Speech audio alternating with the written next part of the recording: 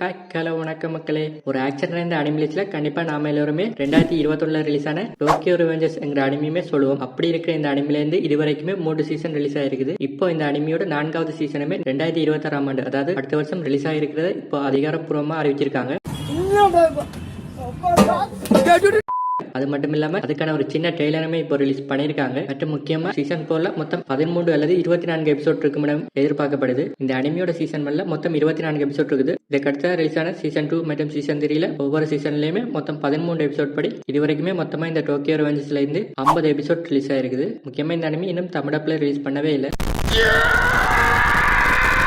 இப்ப season 4மே next year release ஆகிறதால அதுக்குள்ள இந்த அனிமியோட முதல் 3 சீசனுக்கான தமிழ் டப்பிங்குமே கூடிய சீக்கிரமா நம்ம எதிர்பார்க்கலாம். என்ன வெயிட் பண்ண சொல்றேன். சரி, அடுத்த வருஷம் ரிலீஸ் ஆகுதுன்னா எப்போ ரிலீஸ் ஆகும்னு பாத்தீங்கன்னா ஏப்ரலோ ஜூலை மந்த்ல ஷெட்யூல் பண்ணதுக்கு நிறைய சான்ஸுமே இருக்குது. அப்படி இல்லாட்டி அக்டோபர் மந்த்ல இந்த அனிமியோட சீசன் 4 எதிர்பார்க்கலாம்.